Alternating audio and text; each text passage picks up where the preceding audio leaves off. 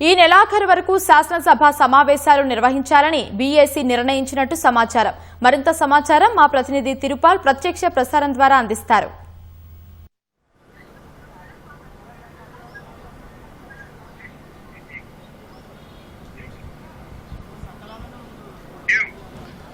Umamaheswari BAC సమావేశం కొద్దిసేపటి కిందటే ముగిసింది.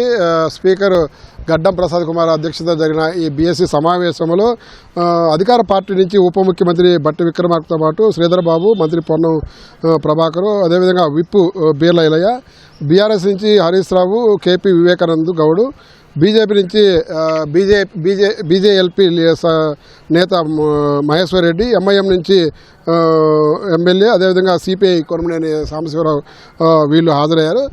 ప్రధానంగా ఈ బీఎస్ సమావేశంలో అనేక అంశాలు చర్చకు వచ్చినట్టుగా సమాచారం ఉన్నది. అయితే నెలాఖరు వరకు అసెంబ్లీ సమావేశాలు కొనసాగించాలని సూత్రప్రాయంగా అంగీకరించినట్టుగా సమాచారం ఉన్నది. అంటే ఏప్రిల్లో కూడా కొనసాగించాలా, ప్రజా సమస్యలు చాలా ఉన్నాయని చెప్పి బీజేపీ నుంచి కానీ బీఆర్ఎస్ నుంచి కానీ ఎమ్మెల్యేలు ఆ సభ్యులు కోరినారు. అయితే మొత్తం మీద ఈ నెలాఖరు వరకు అంటే ఈ నెల 31వ తేదీ వరకు సమావేశాలు కొనసాగించాలని చెప్పేసి దాదాపు సూత్రప్రాయంగా అంగీకరించినట్టుగా తెలుస్తుంది.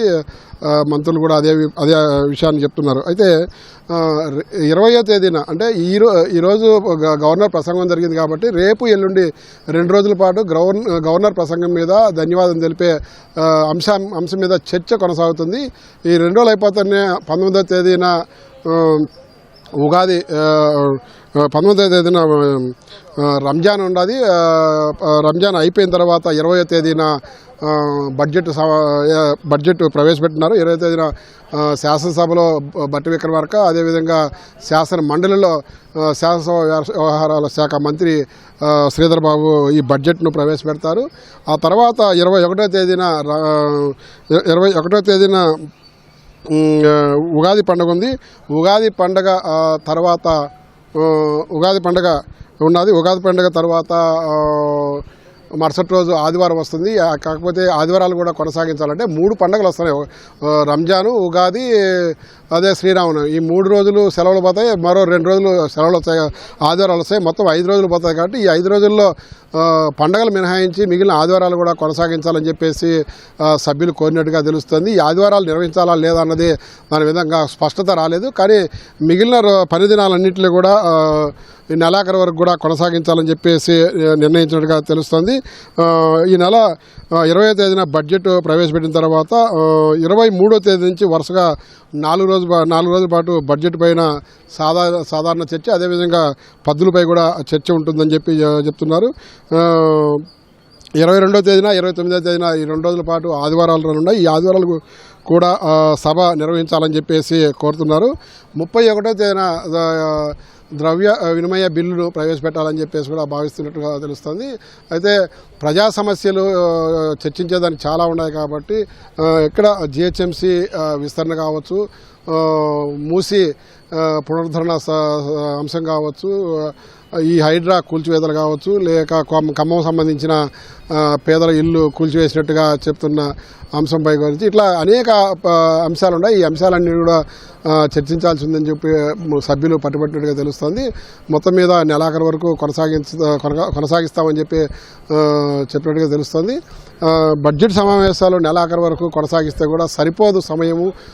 అంటే కావాలంటే ఎక్కువ సమయము, అంటే రాత్రి 8 వరకు 9 వరకైనా పొడిగించుకుందాం. ఆ రోజు చేపట్టే చర్చకు సంబంధించి ఆ అంశం సంబంధించి అవసరమైన ఆ చర్చ ముగిసే వరకు కొనసాగిద్దామని చెప్పి కూడా అభిప్రాయపడినట్టుగా తెలుస్తుంది. మొత్తం మీద ఎక్కువ సమయం కేటాయించడానికి చొరవ చూపినట్టుగా ఆదివారాలు మాత్రము నిర్వహించాలా లేదా అన్నది దాని మీద తుది నిర్ణయంగా తీసుకోవాల్సింది. ఆదివారాలు నిర్వహించినట్టే మరో 2 పని దినాలు అదనంగా వస్తాయి. కొన్ని అంశాలు చర్చకొచ్చే అవకాశం ఉండదని చెప్తున్నారు. దాని మీద ప్రభుత్వం ఎలాంటి నిర్ణయం తీసుకున్నదని మనం వేచి చూడాల్సింది. మిగిలిన 3 రోజులు పండుగ దినాలు, 2 రోజులు ఆదివారాలు పక్కన పెడితే మిగిలిన రోజులన్నింటిలో కూడా ఈ బడ్జెట్ సమావేశాల్లో పూర్తి స్థాయిలో చర్చ జరుగుతుందని అనేక అంశాలు తెరపైకి వచ్చే అవకాశం ఉన్నది. దానికి ధీటుగా ప్రభుత్వం నుంచి కూడా సమాధానం చెప్పేదానికి పూర్తి ఆధారాలన్నీ కూడా సిద్ధం చేసుకున్నారు. అయితే ఈ బీఎస్సీ సమావేశం ఉన్నందున సిఎల్పి సమావేశం 2 గంటలు జరగాల్సింది అది ఇప్పుడు ఇంకా మొదలు కాలేదు. కాసేపట్లో బీఎస్సీ సమావేశం శాసన మండలి సమావేశ మందిరంలో ఈ సిఎల్పి సమావేశం కొనసాగుతుందని చెప్పేసి కొద్దిసేపటి కిందటే చెప్పారు. మరి కొద్దిసేపట్లో ముఖ్యమంత్రి రేవంత్ రెడ్డి అధ్యక్షతన ఈ సిఎల్పి సమావేశము కొనసాగుతుంది.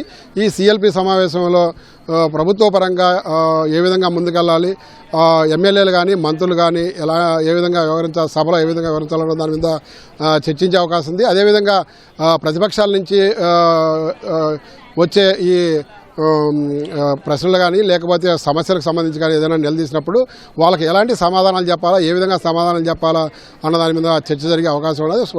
మనకున్న సమాచారం ప్రకారము స్పష్టంగా ఏ సభ్యుడైనా కానీ మాట్లాడినప్పుడు దానికి పూర్తిగా ఆధారాలతో స్పష్టంగా చెప్పాలి. ఏ విమర్శనైనా కానీ మనం నిరాధారంగా సమాచారం లేకుండా సమాధానం ఇవ్వద్దని చెప్పి కూడా స్పష్టంగా దిశానిర్దేశం చేసే అవకాశం ఉన్నది. ఇప్పటికే అధికార యంత్రాంగాన్ని కూడా పూర్తిగా సమాచారం అంతా సిద్ధంగా ఉంచాలా, ఏది అడిగినా కానీ తక్షణమే అందించేటట్టుగా ఉండాలని చెప్పి కూడా ఇప్పటికే నిన్న స్పీకర్ దిశానిర్దేశం చేశారు. ఇప్పటికే యంత్రాంగం అంతా కూడా అందుకు సిద్ధంగా ఉంది. అన్ని శాఖలకు సంబంధించి ప్రభుత్వము అమలు చేస్తున్న 2.5 సంవత్సరాలుగా అమలు చేస్తున్న సంక్షేమ అభివృద్ధి కార్యక్రమాలకు సంబంధించి పూర్తి సమాచారం దగ్గర పెట్టుకోవాలని కూడా స్పష్టం చేశారు. వీటితో పాటు డెవలప్మెంట్ యాక్టివిటీస్ రాబోయే కాలంలో అటు హైదరాబాద్లో కావచ్చు, లేకపోతే మూసీ కావచ్చు, లేకపోతే ఈ ప్రాజెక్టులకు సంబంధించి కావచ్చు, ఇవి అన్ని అంశాల మీద కూడా పూర్తిగా సమాచారం ఉండాలని చెప్పి కూడా స్పష్టం చేయనున్నారు. అదేవిధంగా ఇటీవల విదేశీ పెట్టుబడి అంటే మొన్న జరిగిన విజన్ 2047తో పాటు అంతకుముందు 2 సార్లు విదేశాల పెట్టుబడుల కోసం పోయినారు. వీరు మొత్తం మీద విదేశీ పెట్టుబడులు ఎన్నిటికీ ఒప్పందాలు జరిగినాయి, దానికి సంబంధించి ఎన్నిటికీ గ్రౌండ్ అయినాయి, దానివల్ల ఎంత బెనిఫిట్ అంటే ఉద్యోగ అవకాశాలు వచ్చే అవకాశాలు తదితర అన్ని అంశాలు కూడా పూర్తిగా దగ్గర పెట్టుకోవాలని చెప్పారు. అదేవిధంగా ప్రాజెక్టులకు సంబంధించి ఈ 2.5 సంవత్సరాలలో ఈ ప్రభుత్వం వచ్చిన తర్వాత ఏ ప్రాజెక్టులకు ఎంత ఖర్చు పెట్టారు, ఏ ప్రాజెక్టుల కింద ప్రధాన ప్రాజెక్టుల కింద పంట కాలువలకు సంబంధించి తీసేదానికి, పంట కాలువలకు నిర్మించేదానికి అవసరమైన భూసేకరణ ఎంతవరకు అయింది, ఏమైంది, ఆ వివరాలు కూడా పూర్తిగా దగ్గర పెట్టుకోవాలని కూడా స్పష్టం చేసినట్టు తెలుస్తుంది.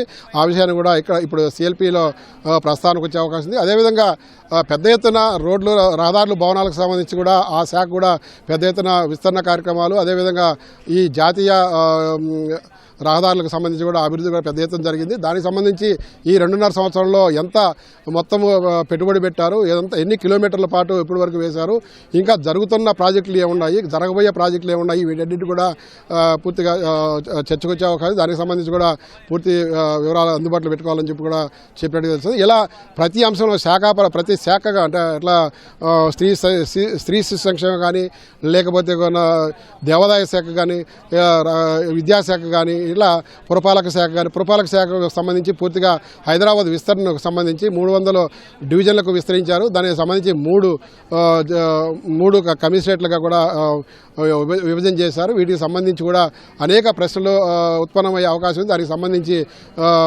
సమాధానం చెప్పేదానికి పూర్తి సమాచారం ఉండాలని చెప్పారు. అదేవిధంగా డివిజన్లు డివైడ్ చేసినప్పుడు కొన్ని చోట్ల సరిహద్దులకు సంబంధించి కూడా కొన్ని అంశాలు చర్చకొచ్చే అవకాశం, దానికి సంబంధించి కూడా ఏ విధంగా సర్దుబాటు చేస్తారు ఏంటనే అంశాల మీద కూడా సమాధానం చెప్పేదానికి కూడా సిద్ధంగా ఉన్నాయి. ఇలా ప్రతి అంశం మీద కూడా పూర్తి స్థాయిలో అవగాహన ఉండాలా, సమాధానం చెప్పేటప్పుడు పూర్తి ఆధారాలతో ఉండాలని చెప్పి కూడా ముఖ్యమంత్రి రేవంత్ రెడ్డితో పాటు డిప్యూటీ సీఎం బట్టి విక్రమార్క, మిగిలిన సీనియర్ మంత్రులు కూడా సభ్యులందరికీ కూడా దిశానిర్దేశం చేయనున్నారు. అదేవిధంగా సభ్యులు కూడా ఏదన్నా దానికున్న ఏవైనా అనుమానాలు ఉంటే ఆ అనుమానాలను కూడా ముఖ్యమంత్రి దృష్టికి తీసుకొచ్చి అవి కూడా నివృత్తి చేసేదానికి ఈ సిఎల్పి సమావేశం ఉపయోగపడుతుందని చెప్తున్నారు. కాసేపట్లో సిఎల్పి సమావేశం మొదలు కానున్నది. ఈ అన్ని అంశాలు కూడా చర్చకొచ్చే అవకాశం ఉంది. ఈ సభ్యులు ఏ విధంగా ఈ బడ్జెట్ సమావేశంలో వ్యవహరించాలన్న దాని మీద పూర్తి స్థాయిలో దిశానిర్దేశం చేయనున్నారు. Over to studio.